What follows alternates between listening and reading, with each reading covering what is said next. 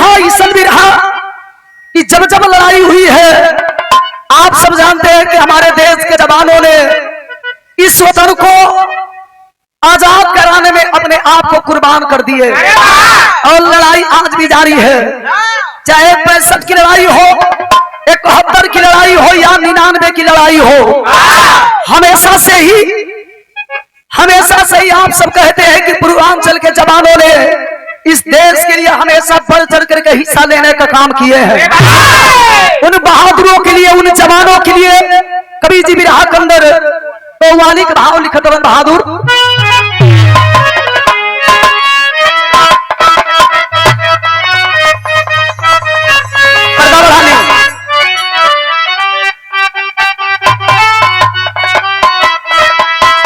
बड़ा ही सुंदर कव्वाली का भाव।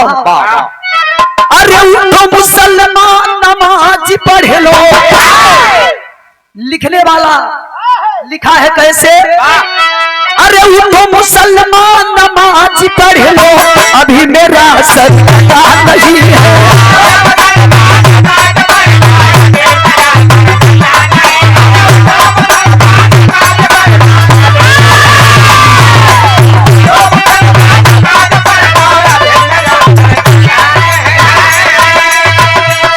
अरे उठो मुसलमान नमाज पढ़ लो, अभी मेरा सत्ता नहीं है।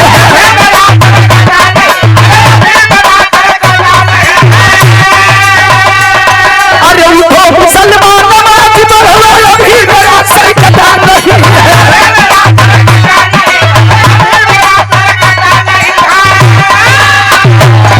अरे हुसैन ने छोड़ दिया साहब, हुसैन ने छोड़ दिया साहब, हुसैन ने छोड़ दिया साहब।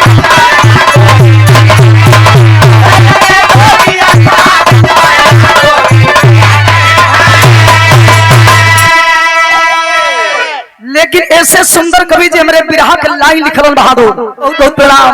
उन जवानों के लिए कवि लिखते हैं क्या बहादुर? अरे वीर शहीदों सलाम तुझको, वीर शहीदों सलाम तुझको, ईमान मेरा का नहीं है।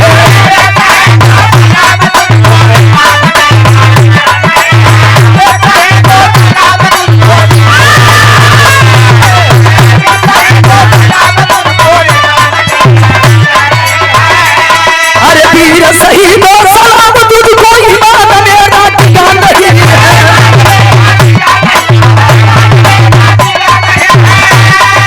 वीर शहीदों सलाम तुझको, ईमान मेरा का नहीं है।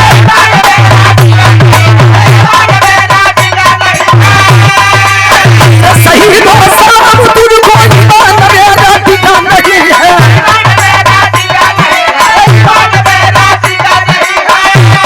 अरे जैसा तुम्हारा लिखा कहानी, जैसा तुम्हारा लिखा कहानी, वैसा कोई लिखा नहीं है। जैसा तुम्हारा लिखा कहानी, वैसा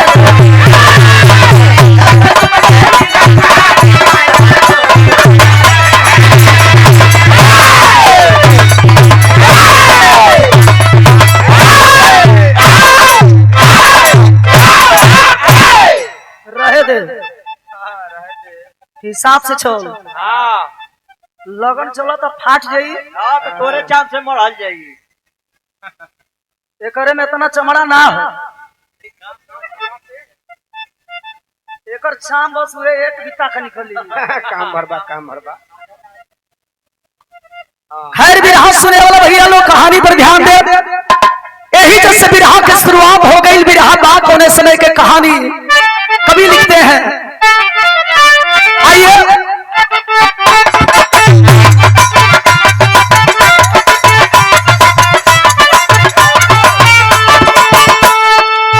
देश के सेवा में जो जीवन को लुटाया है, देश के सेवा में जो जीवन को लुटाया है, सिंहासन शहीदों का स्वर्ग में नुमाया है।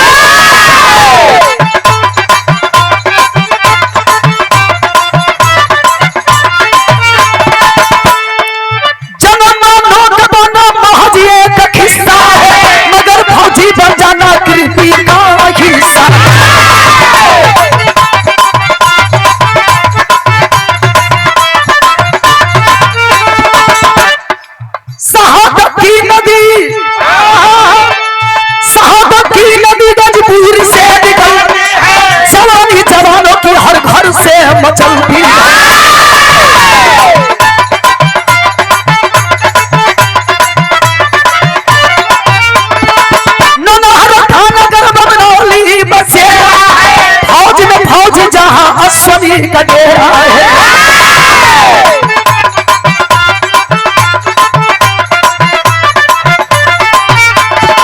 पिता श्री राम नाम लाल मुनि, पिता का साया उठा लेखता विधाता।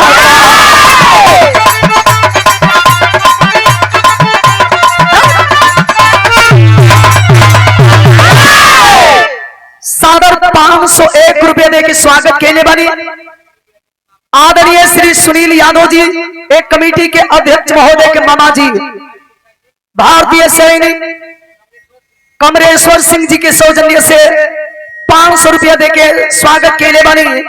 रंगमंच की ओर से आपको हमारे तरफ से सैल्यूट है। कहानी पर ध्यान दीजिएगा, कोई कपोल और कोई बनावटी कहानी नहीं। जिला गाजीपुर, थाना नौनहरा, ग्राम चकदाउदपुर के रहने वाले एक छोटा ही गरीब परिवार, घर के मेन मुखिया मेन गार्जियन, नाम श्री राम यादव, दुल्हन के नाम लाल मुनि देवी। लाल मुनि देवी से भगवान एक दुनिया में 3 गो बेटा दिले बड़ो। सबसे बड़ा बेटा अश्विनी कुमार यादव, मझिलका बेटा अमन कुमार यादव, तीसरा का बेटा जो ने बेटा की उम्र में 12 साल और लड़का के नाम बतावल गई अमन कुमार यादव। पिताजी किसानी करो तो लेकिन सोच बड़ी ऊंची है। हम भले किसान हैं तो क्या, हमारे देश में 2 ही हीरो हैं। कौन कौन? पहला हीरो देश का किसान और दूसरा हीरो सीमा का जवान। ये किसान भाई लोग किसानी कैल बंद कर दिलो। ये जितने पूंजीपति वाले हैं, अंबानी अड्डानी जितना खुलवा लो, जना के लाला पड़ जाइए। इसीलिए देश का किसान और सीमा का जवान हमारे लिए हीरो है। ध्यान रहे, अश्विनी कुमार के पिताजी के सपना रहल की बचवन के भले किसान बनी तक पढ़ाई के अच्छा इंसान बनाई। धीरे धीरे समय बीते लगल, भगवान को शायद मंजूर नहीं था, किसी बीमारी की वजह से इको कम कर दी। श्री राम यादव जी इस दुनिया को छोड़ करके चल बसे। जिम्मेवारी के करे ऊपर हो गई माई लाल मुनि देवी के ऊपर। सोचा तरी के गरीबी में कहां से इतना पैसा ले आई कि बचवन के पढ़ाई, समय पर नीमक रोटी जुटाई। माई तो माई होली ना, माई के दिल मोम के सम्मान होला। कोना में बैठ के रोवा तरी, तब तक के लिए सोनी कुमार यादव अइलन। माई तू कौने बात की चिंता करेलू, तोहार बेटा कौने दिन काम में आई, रोवा मत, हम वादा करतनी भले गरीब बानी जतका, लेकिन यही गरीबी में तोहार बेटा पढ़ाई भी करी और नौकरी करी। तोहार बेटा तब फौज के नौकरी करी, शरीर पर तोहार बेटा वर्दी चढ़ाई, वर्दी चढ़ा करके तेरा लाल देश की हिफाजत करेगा। रोने लगी माँ, ऐसे कैसे कहत बड़ा बेटा, आजकल के जमाना घूसखोरन के हो गई बा। इतना पैसा कहां से आई कि नौकरी खातिर घूस दी आई। लेकिन अश्विनी कुमार यादव माने नहीं। कभी जी बिरहा में तर्ज लिखते हैं, बहादुर कब हो गई बात,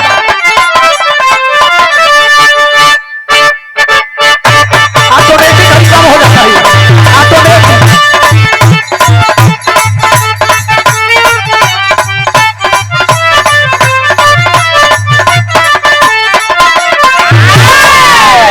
कौन दुल्हन कहले फरमाइश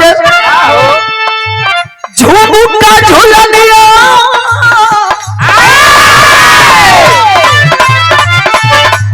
झुमुका झुलनिया हंसुली न दुनिया चाहे कजरा के धार।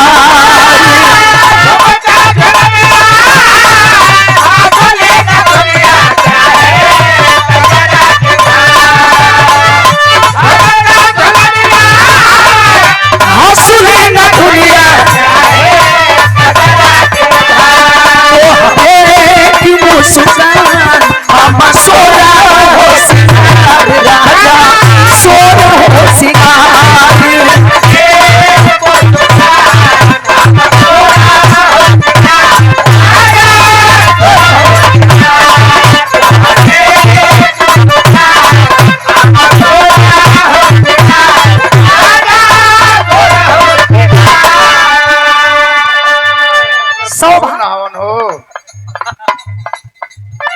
श्रवणीय विधा का फर्ज कभी लिख लो। भारती के भरले आंटी, भारती के भरले अश्वनी कुमार लेके हौसला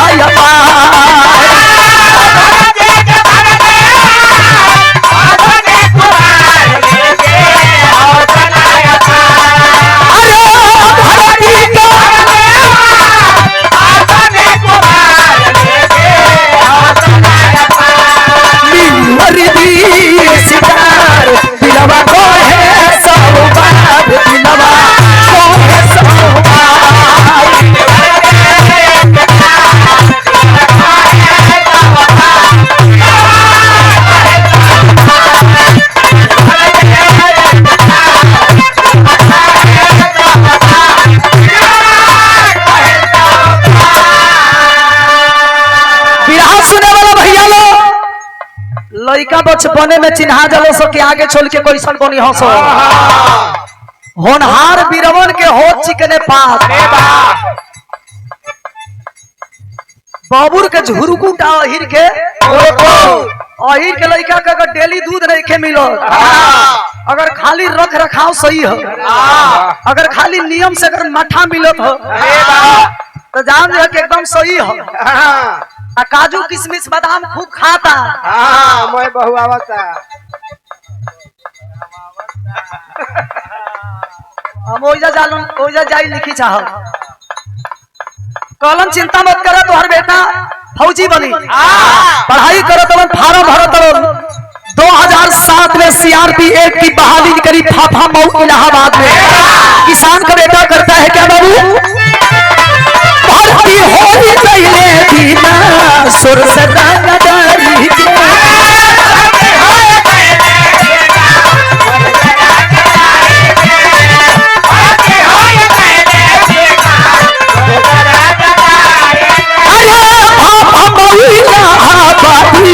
जाके तैयारी से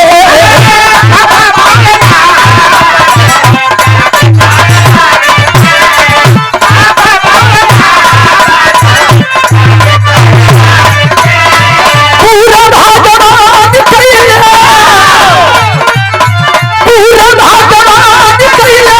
माई के उम्मीद बहुरल आमावा के डार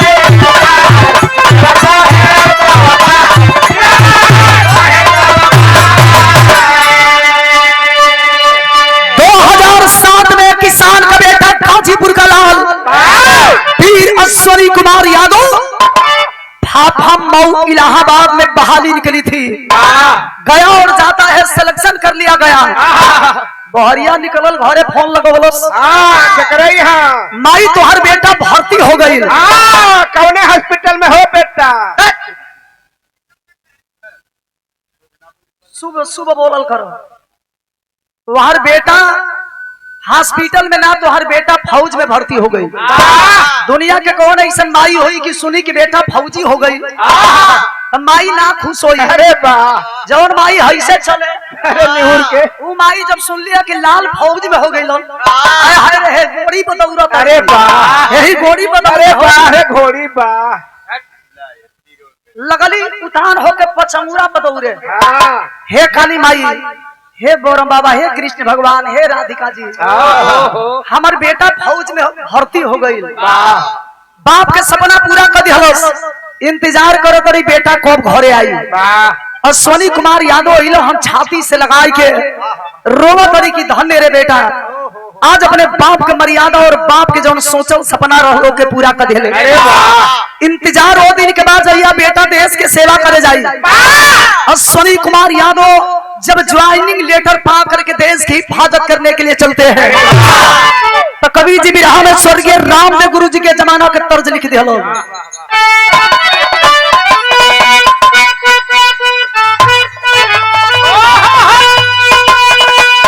कभी कभी पुरानो चीज बड़ा मजा देला जैसे में ये सब पर तो देनी जाए। पुरान चाउर होके, पुरान गुड़ होके, पुरान सिरिका होके, पुरान मेहरारू होखे।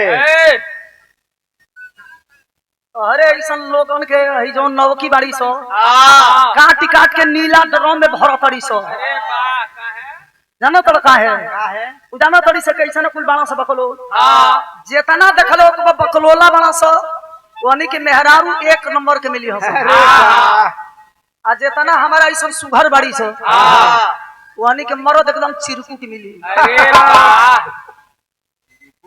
कहा जानी कहा जमाना चलो था लड़कियों हुए बड़ी सापन बढ़िया बढ़िया इतना सुंदर सुंदर मरद छोड़ के जाके चिरकुटवन पर पड़ तड़ी से। अरे वाह, तो वहानी में खूबी बा हो भैया। वहानी में का खूबी करे हथियार के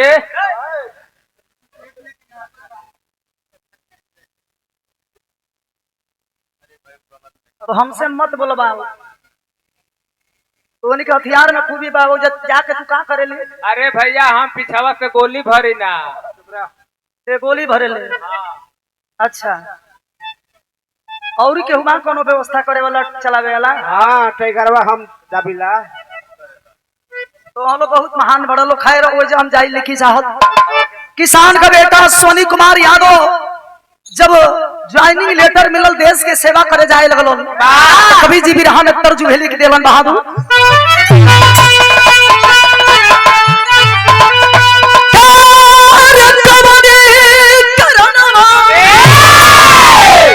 तनी एक डोरी बड़ा भैया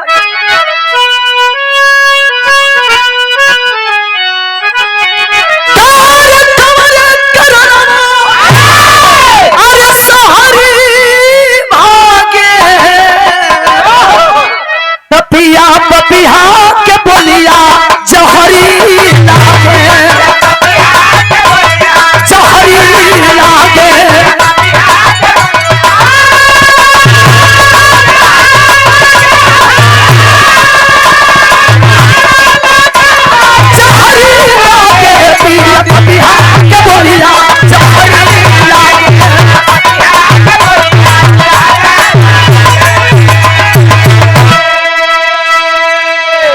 बेटा के गुड़ दही खियावो तरी जतरा बनावो तरी हाथवा में ले ले वाली आरती के थारी उतारो तरी और रोहो तरी के बेटा एगो माई के छोड़ के एगो माई के सेवा करे जाता रे न ते माई के हमेशा बात याद रखी है।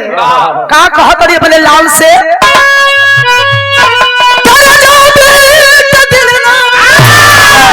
अरे उदास रखी हो बाकी घरवा हमेशा अपनी यादी रखी हो।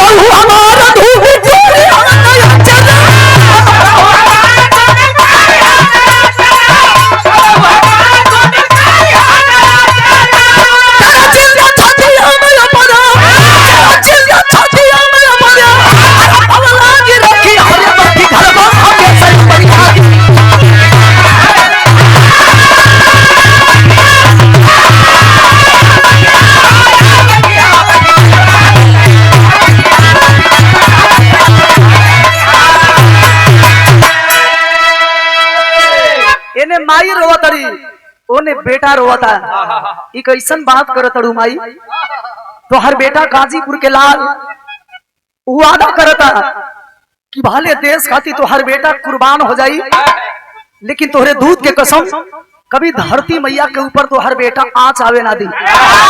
किसान का बेटा गांव जवार के माई के आशीर्वाद लेके पहुंचलन कहाँ, जहां की नौजवानों को ट्रेनिंग दी जाती है। तिरंगा झंडा के नीचे खड़ा होकर के बी अश्वनी कुमार यादव कसम खाते हैं कि जब तक मेरे शरीर में खून का एक एक कतरा रहेगा, कसम खाता हूं धरती मैया की कि इस तिरंगे में कभी दाग लगने नहीं दूंगा। मेहनत के साथ जब ट्रेनिंग पूरा कैल, जब ड्यूटी करे लगलन, 1 साल 2 साल ड्यूटी ना कैलन, ड्यूटी जाना तो नहीं कितना दिन कैलन, 3 साल ड्यूटी कैलन। 3 साल के अंतराल में दुआरी पर तिलकोहरू दौड़े लगल। तिलकहरू जेकर लड़का फौजी हो जा, जेकर लड़का मास्टर हो जा, जेकर लड़का सफाई कर्मी में भर्ती बा, ओकर बाबू के मोछी बर्ताव। हमर बेटा फौजी हो, हमर बेटा मास्टर हो। तिलकोहरू आई लो मालिक के रही, एक घड़ी मामा मालिक रहता लो। आई जापानी ओनी पी ही जाए, अभी तक काल है आई रहुए लो, बगलिया साई रहुए लो। तिलकोहरू 10 लाख रुपया देत रहुए लो। अच्छा, एगो बढ़िया 4 चक्का गाड़ी, एगो पारी। कहे के मतलब एक आगे बढ़बो तो बियाह होई ना तो निकल लो। इशारा बा। अश्वनी कुमार यादव की तिलकोहरू कहाँ से आयल बालो? जनपद बलिया, ग्राम गांधीनगर, ब्लॉक बेरुवार बारी, थाना खेजूरी के रहने वाले। जे भी भैया बलिया गई हो कब देखले हो, कब सिकंदरपुर वाला रोड में खेजूरी खरासारा पड़ेला, वही के रहने वाले गुलाब यादव अपनी बेटी के रिश्ता लेकर के गाजीपुर में पहुंचे। एक लौती बेटी भी, बेटी के नाम बा अंशु। रिश्ता स्वर्ग में तय होला। अरे वाह वाह। रिश्ता कभी कभी बड़ा नसीब से बनेला। अरे वाह। अ से अश्वनी कुमार यादव, अ से अंशु। रिश्ता जब ले कैल बेटी के बाप, शादी ब्याह के बाद चले लगल। माई जब सुनली हो अश्वनी कुमार यादव के कि लड़की बड़ी सुंदर बिया, अरे लड़की बड़ी कम करता ही हो, 10 गो लड़की में लड़की 1 नंबर के, 1 नंबर रोज 10-20 हजार कमा ले। इतना ओकर अंदर गुण हो, एकदम छछात लक्ष्मी ही। अरे वाह। ऐसा पतोई हमके बार बार ना मिली। अपना बेटा के बियाह तय कर देली, संजोग बस बड़ा धूमधाम से बेटा के बियाह भई। नई नवेली दुल्हन अंशु जब ससुराल में आती है तो 1 साल 2 साल ना, 2007 में भर्ती हुए थे, 2010 में शादी हुई, और 10 साल और मरद के संगे बितौलस, यानी 2020 तक। तो भगवान 10 साल के अंदर में 2 गो दे दिहलो, एगो लड़का एगो लड़की। बढ़िया कैलन। लड़की बड़ बिया, लड़का छोट बा। लड़की के नाम आयशा और लड़का के नाम बा आदित्य। 2020 मार्च के महीना बा, जब फौजी पति की याद सतौले बा दुल्हन के, फोन लगावत है। वही फोने में अपने फौजी पति से एगो बात कलश विरहा में तर्ज लगिल बहादुर।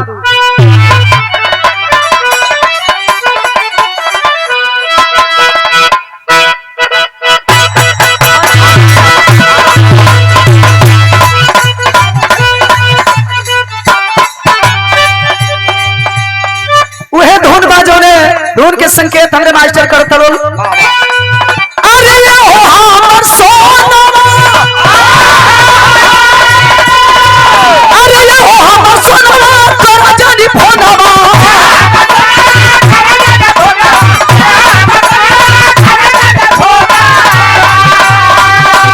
ए हो हमर सोना, तोरा जानी फोनवा, चिपक के धरा जानी लात, ए हो जाने बात, ए हो जाना भूखल, अरे ये तुम्हारा पीड़िया बात, ए हो जानी, अरे ये तुम्हारा पीड़िया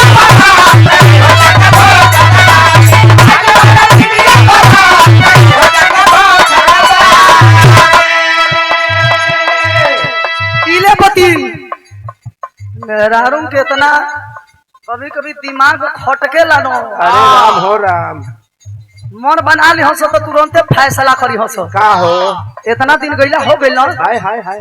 खाली पैसा कमा लो, इनके तनिको चिंता हो। घर में बूढ़ी महतारी बिया, दूगो भाई बड़न से सोना ऐसन भगवान बेटा दिले बड़न। लेकिन सही लोग कहेलन का हो कि फौजी इंसान के अंदर दिल नाम के कोनो चीज ना होला। खिसियाइल बिया, ओहो फोन लगावती है, जब रिसीव करत हन तो कहती है का कहे का हो अरे भगवान आइला ना पतिया भुलाइला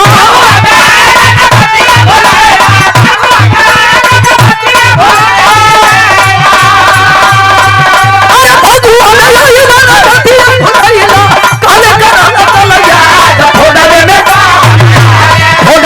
कहती अरे यार थोड़ा में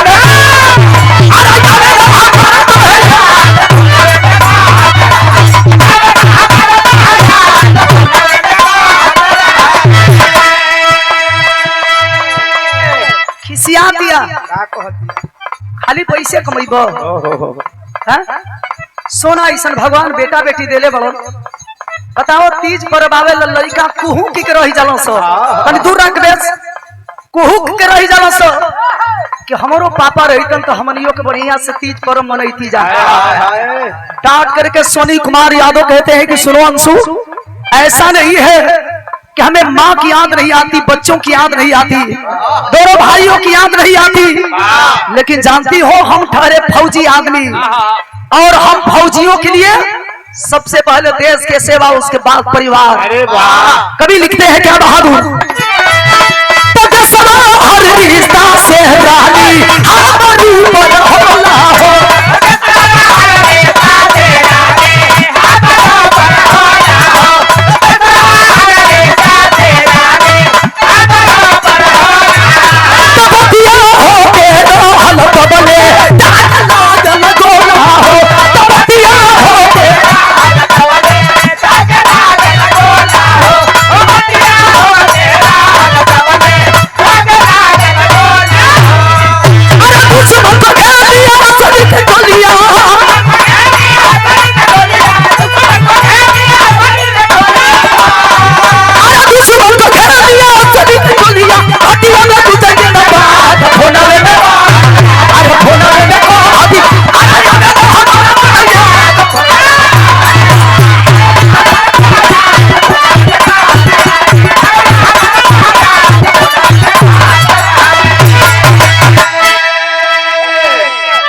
मरद में हरारू में ए हो गुटुर गु होता। गुटुर गु का कहला गुटुर गु के मतलब ना जाने लो ना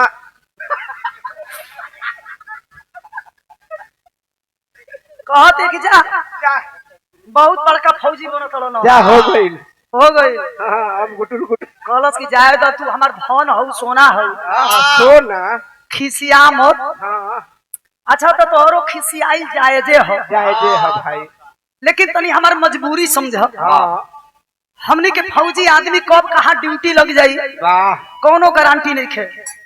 मेहरारू रोवतिया एही में डांटो तनो तो फोन पर ठोक दिहलस कहतिया कहलस कि जा हो जा जा जा हो गई। आज के बाद हम फोन ऑन ना करो। बिरहा सुने वाला भैया लो जे वही बेचारी फोन रखलस बगल से आवाज हो रहा था। अश्वनी कुमार यादव अपनी टीम को लेकर के वही पहुंचते हैं जहां से कि आवाज हो रहा था, न्यूज में दिखाया जा रहा था और पेपर में आप पढ़े होंगे कि देश के बहादुर गाजीपुर का लाल उस लड़ाई के दौरान 4 आतंकियों को मार गिराने का काम किया था। बहादुरी के परिचय देने वाला गाजीपुर का लाल लगन से मेहनत से ड्यूटी कैलो। ये देख के दूसरा का दिन ड्यूटी चेंज कर दिहल गई। कहाँ लगल? कश्मीर के कुपवाड़ा जिला हिंदवाड़ा सेक्टर में, जहाँ के 1 रोज पहले देश के हमारे 5 फौजी जवान शहीद हुए थे, वही ड्यूटी लगी है।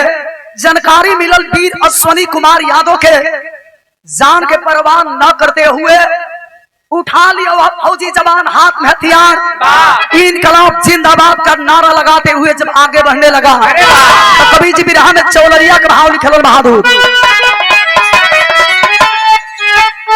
मॉनिटर से एकदम आवते नहीं, खाली हारन से आवत। आखिरकार देखा कितना सुंदर बोले लगल, बिरहा में दर्ज लगल बहादुर।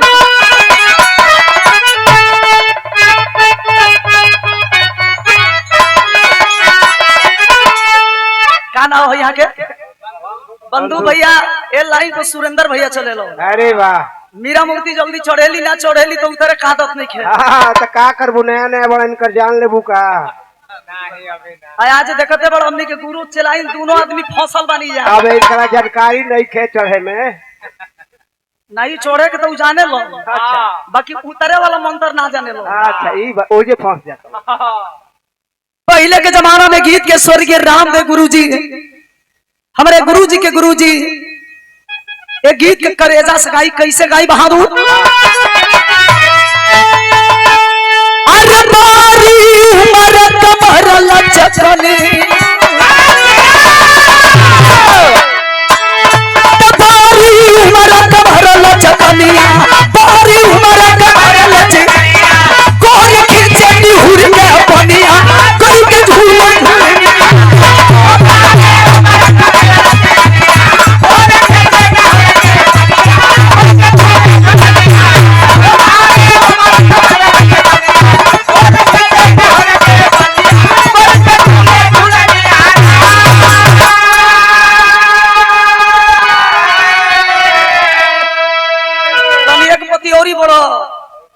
भाई। चढ़ा चढ़ा और चढ़ा।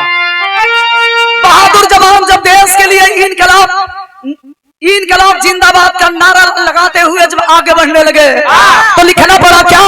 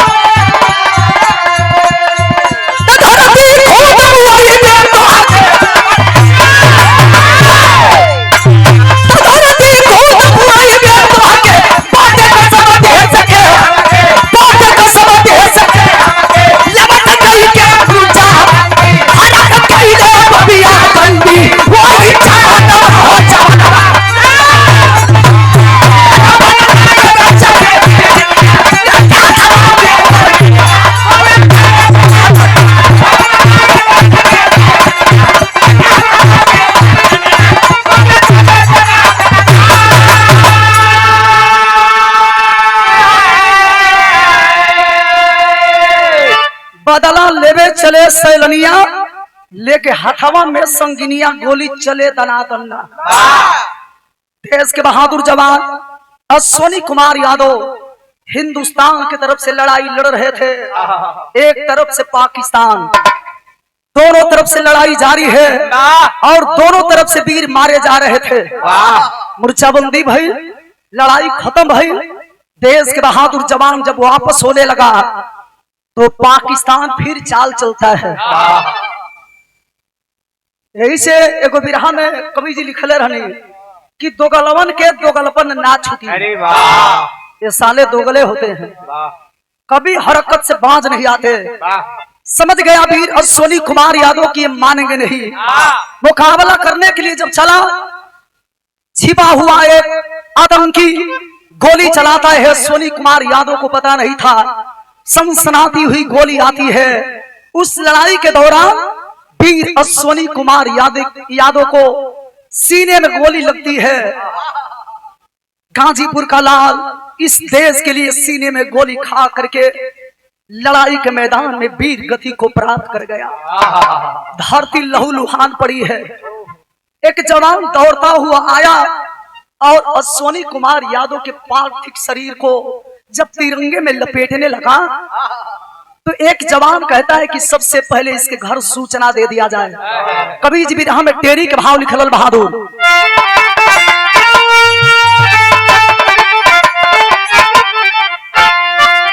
अरे नहाई कबल खून में देशवा, ए बाबू नहाई कबल खून में देशवा, मौत महायु कब अंतिम गुल बजाई, अरे बजाई, अरे बजाई।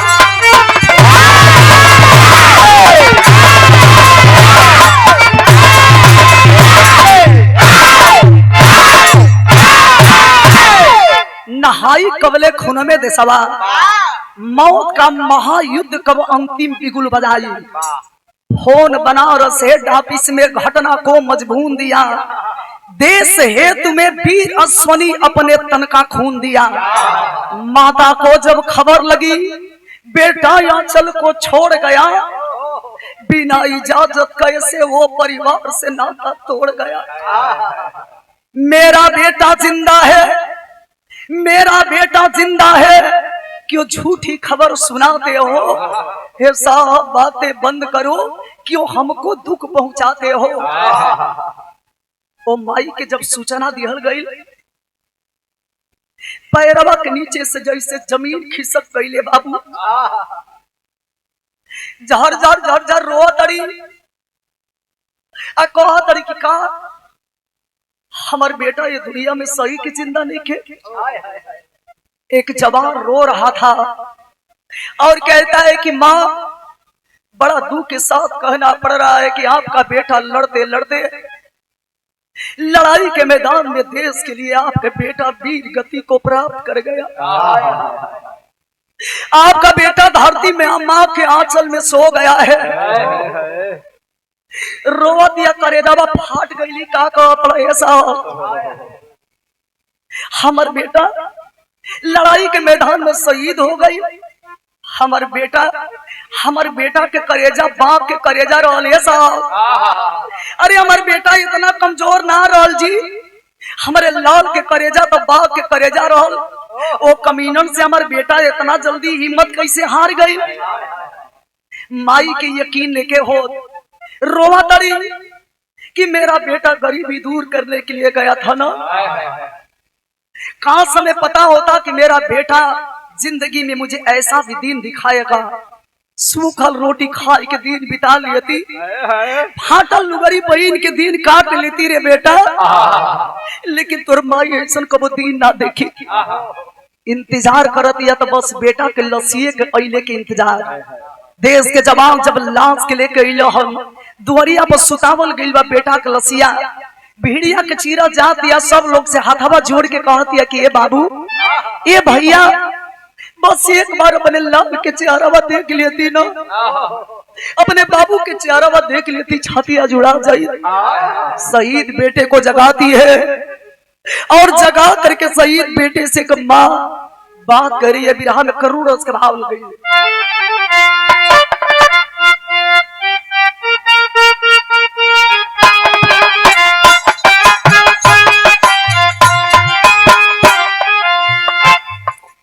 वह गीत बा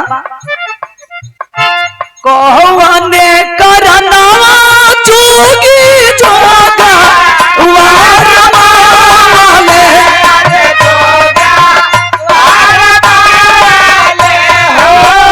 कहवाने करना भिखिया मांगे नयरा।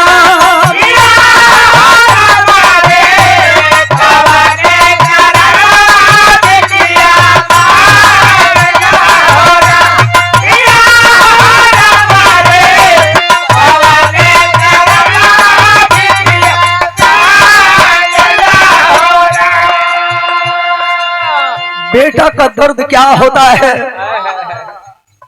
शायद वह माँ ही समझ पाएगी जिसकी आंखों के सामने उसका जवान बेटा शहीद हुआ है। ओकरे दिल पर का बीतेला शायद वह माँ बता पाएगी जिसका जवान बेटा इस दुनिया में नहीं है। रोवा दिया जगावत या कि बेटा अरे उठ रे, एक खाली माई कही के बुला दे। कौन समझाए उस माँ को कि जाने वाले कभी लौट करके नहीं आते। रोती है और जवान बेटे से शहीद बेटे से कहती है क्या कही? खाई के पछाड़ गिरी जाई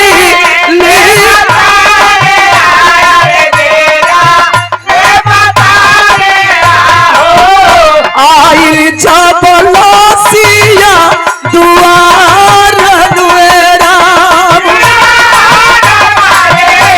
आई जब लसिया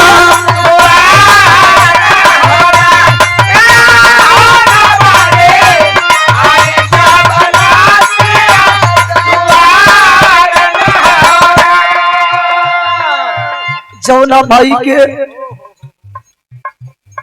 जौना बाप के सपना रहेला कि आज न तो काल हमार बेटा जब कमाए लगी, हमार बेटा जवान हो जाई, ताज बोले हम गरीबी में दिन बितावो तनी, लेकिन हमार बेटा बूढ़ौती के सहारा बनी। कहती कि हमार कमर तोड़ ले रे बेटा, अब ये दुनिया में तोर माई के करे सहारे जी। रोवतिया बेटा से कहतिया का कहे, ही तू लुटल ये बेटा रे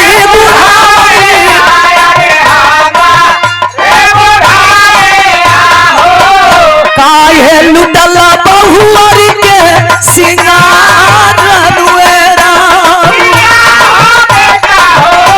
काहे लुटल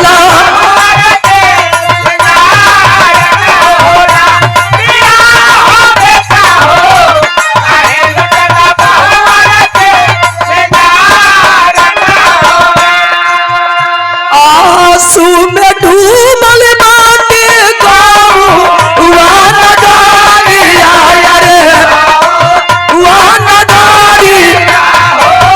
छतिया के चीरे चीता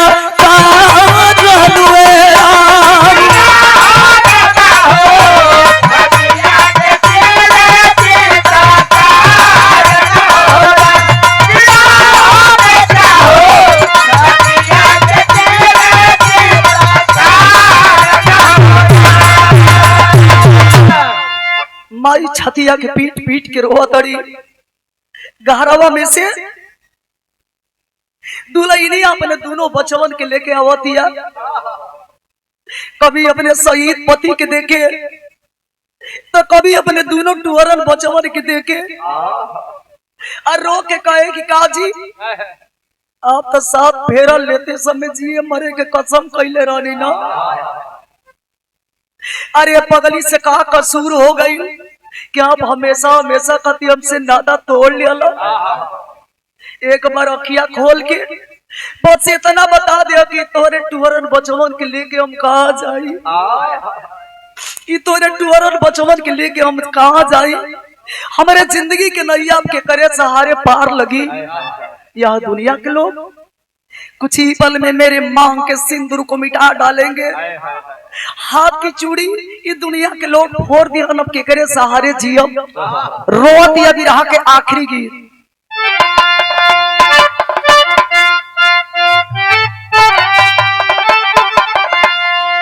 बिटिया रानी की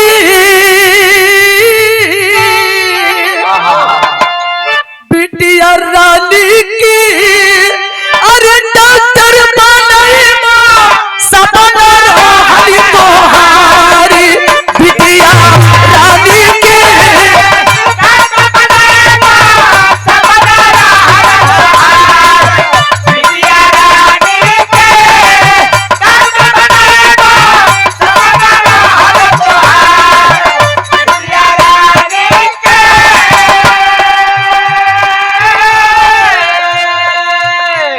फोन पर बतियाओ तरलो तो कहो तरलो कि अपना कमाई से अपना बेटी के डॉक्टर बनाई। बेटा के आई तो बहुत सारा खिलौना लेके आई। अब तो मैं सपना अधूरा रह गई। ये दुनिया में कौन ऐसा इंसान बाकी तुम्हारे बेटी के पढ़ाई के डॉक्टर बनाई। अब ये दुनिया में हमले के सहारा कोई नहीं है। जानते हैं हिंदुस्तान की नारियों के लिए सबसे बड़ा गाना उसका मांग का सिंदूर होता है। मेरे मांग का सिंदूर ही जब नहीं है इस दुनिया में, मेरे भगवान ही जब नहीं है तो काश हम भी मर जाते, लेकिन जीना तो पड़ेगा। दोनों बच्चों को लेकर के रो रही है और रो करके कहती है क्या कही, याद दिलाई हम तो हकेता, याद दिलाई हम तो हकेता, अब करानी हो रहा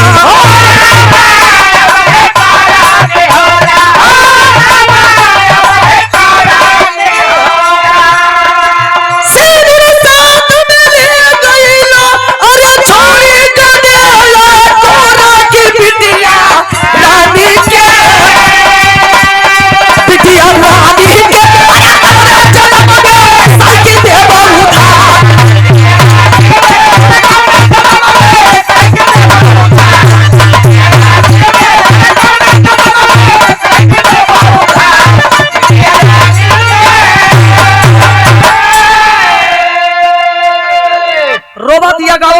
तमाम लोग जुटल बड़न समझावत रहो, लेकिन इस धरती पे पैसा एक तरफ और परिवार एक तरफ होता है। अगर पैसे से परिवार की पूर्ति होती तो ये दुनिया में कोई परिवार की बिना तड़पित ना। कोरोना की बीमारी उस समय चालू रहल 2020 में, पहला कोरोना का बीमारी का वह शुरुआत था। यहाँ तक कि जगह जगह आदमी के बांट दिहल गई रहल, परिवार से मिले ना दिहल जाए। लेकिन बाहर समय गाजीपुर के लोगों ने, बलिया के लोगों ने यह साबित कर दिया, जानों की परवाह ना करते हुए अश्वनी कुमार यादव के जब अंतिम यात्रा में दाह संस्कार करने के लिए लोग चलते हैं तो कवि जी बिरहा के अंदर अल्लाह लिखा था बहादुर, अरे राष्ट्र प्रेम की बात करे हम, अरे देखे हर अखियाँ जहां,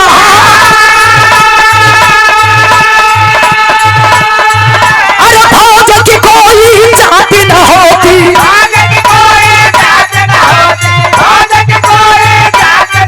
अरे फिर क्यों जात में बटे कला, अरे गजब हर कफन में होके को मिलता,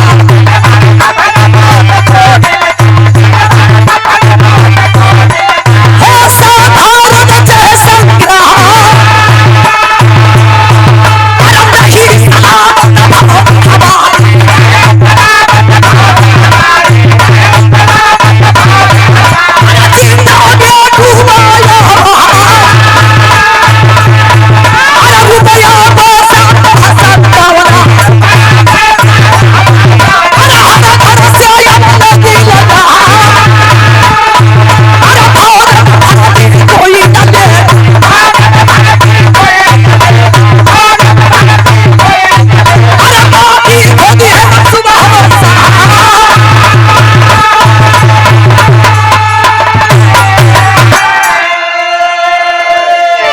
राष्ट्र प्रेम की बात करने वाले कान खोल करके सुन लो।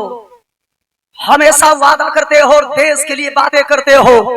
याद करो उस दिन का जब हमारा देश, हमारी धरती माँ गुलामी की जंजीरों में जकड़ी हुई करा रही थी। इस देश को आजाद कराने में हम सारे लोग एकजुट होकर के देश के लिए लड़ाई लड़ने का काम किए थे। हिंदू मुस्लिम सिख ईसाई आपस में है भाई भाई। जब भी चुनाव आता है जात में हमें बांटने के प्रयास करते हो। जात पात के नारा लगाने वाले, राजनीति की रोटियां सेकने वाले लोग, यह तो याद करो कि इस देश को आजाद कराने में अब्दुल हमीद जैसे लोग भी जानों की परवाह न करते हुए इस देश के लिए काम किए थे। तमाम लोग जुटल बनी, अंतिम दाह संस्कार भइल। छोटा का भैया जौन बाप 12 साल के अमन कुमार, उनके हाथ से अश्वनी कुमार यादव के मुख अग्निदान दिहल गई। रोवत या विधवा देश के कुर्सी पे बैठे हुए आदरणीय नरेंद्र दास उर्फ मोदी जी, आपका नारा है बेटी पढ़ाओ बेटी बचाओ। ये राजनीतिक मंच नहीं है। और थोड़ा सा भी पॉइंट आता है तो बोलना भी चाहिए। आप कहते हो बेटी पढ़ाओ बेटी बचाओ, आप 15 लाख रुपया देने का वादा भी किए थे। हमेशा आप वादा करते हैं। रो रही है कि हमें पैसा, फूल माला और सहानुभूति नहीं चाहिए। एगो माई के देवे के बाद तो ओकर जवान बेटा वापस कर दो। एगो मेहरारू के देवे के बाद तो 25 लाख रुपया ना, ओकरा मांग के सिंदूर वापस कर दो। एगो टुअरन बचवन के ओकर बाप जिंदा कह के वापस कर दो। इतने लोग मरते हैं, आपके कानों में जूं तक नहीं रेंगता। इसलिए कि किसी प्रधानमंत्री का बेटा कभी फौजी नहीं बनता। किसान का बेटा, रिक्शा चलाने वाला का बेटा, मजदूरी किस्म के लोग जाकर के ही फौज की नौकरी करते हैं। तो हम और हमारे देश चलाने वाले नेता आप चैन की सांसें लेते हो। जिस दिन हमारे देश के बहादुर जवान अगर सोने लगे तो मेरा दावा है कि मेरा देश फिर से गुलाम हो जाएगा। याद करो, देश के बहादुर जवान जब बर्फ के चट्टानों पर चाहे जाड़ा हो बरसात हो गर्मी हो जा करके जब रक्षा करते हैं तब आप चैन की सांसें लेते हो। एक समय था कि जब देश के जवान शहीद होते थे, आप हमनी से ज्यादा जानकार बनी जा, हमनी के रुआ से उतना जानकार लिखी जा, लेकिन इतना याद बा कि एगो समय रहल, हमारे गुरुजी बतावे नहीं कि जवान जब शहीद होके तो 1 लाख 1.5 लाख 5 लाख रुपया मिले। रैंक के हिसाब से। माई बाबू के बेटा के देखे के नसीब ना होके, अरे बात टोपी या खाली बेल्ट आवे। लेकिन उत्तर प्रदेश में तब देश के रक्षा मंत्री 1996 में धरती पुत्र मुलायम सिंह यादव जी बने तो अपने कलम से नियम को बदलने का काम किए थे। अरे वाह। जो भी जवान शहीद होते हैं उनको 1 लाख 1.5 लाख 5 लाख नहीं 10 लाख रुपया दिया जाएगा। अब उनकी पार्थिव शरीर उनके